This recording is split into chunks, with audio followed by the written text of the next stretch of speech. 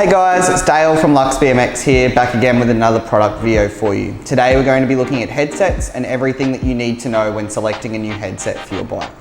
So first thing we're going to talk about is the fact that there's three main headset designs currently available, the most common of which is going to be your integrated headset. This is due to the fact that most modern frames do include the cups for your bearings already built in. Unlike some of the cheaper option complete bikes, as well as some old school bikes that do require a pressed in cup and bearing setup. And then lastly, you have the threaded style headset, which is going to suit someone that's, say, rebuilding an old school bike from their childhood, or has picked up some old school parts and are wanting to put them back together. We'll start with the integrated headset, as that's what most of you are going to be looking at. So there's no real difference in the bearings when we're talking about headsets. They are all pretty much identical, unless you say went to something like a ceramic bearing, which is going to be a lot more expensive. They will be a bit nicer feeling and they're going to move a little bit freer.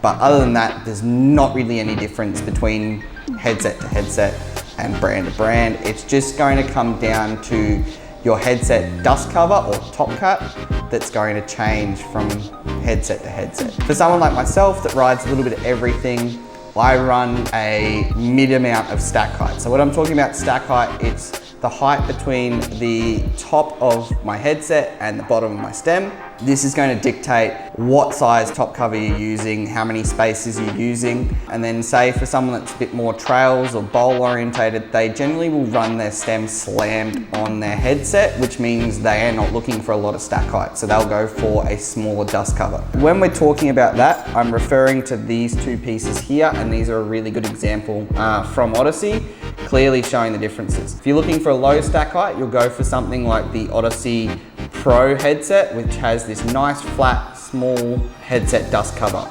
Or alternatively, if you're looking to gain a bit of height without having to have a heap of spaces, you can go for something like the conical headset, which has a much taller stack height and is going to boost your bar height or your stem height without having to add as many spaces. There are even taller ones on the market, so it comes down to what your preference is as to what type of dust cover you'll look for. Next thing to think about is in your bearings, you have this little race section. So whenever you're installing them, you're always going to need to use this top one, as it stops your forks from wiggling around inside the headset. It's as simple as you just pop it in like that and you're done and dusted. They all still come with a bottom race as well. So this is designed to slip onto your forks to allow the bearing to sit centered around your steerer tube. Most modern forks, like the Odyssey R32s, R25s, are going to come with a bearing race built into the bottom of the steerer, which means that you don't actually need to use this little piece. But for some older style forks, you will still need to use that bottom bearing race. Next, we'll go to a fairly simple Pressin Cut design. So this one is still using a cage bearing style for its bearings. You are able to get a press cut headset that does have the sealed bearings the same as the two Odyssey headsets we've just looked at.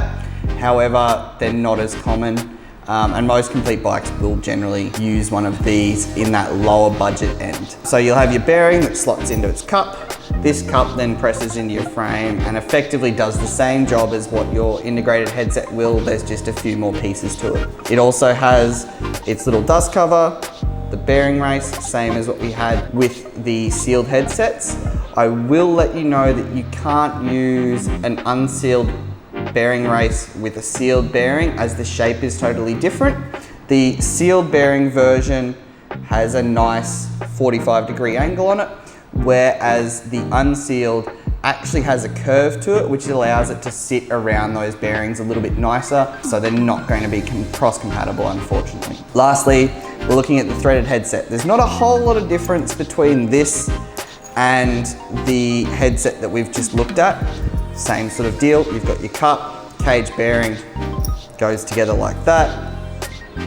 The bearing race is on the dust cover for this one. The difference with these being that you actually use the threaded section in the middle of this dust cover to apply compression to your headset. So whereas most of you would be used to using the top cap for your forks to apply that compression.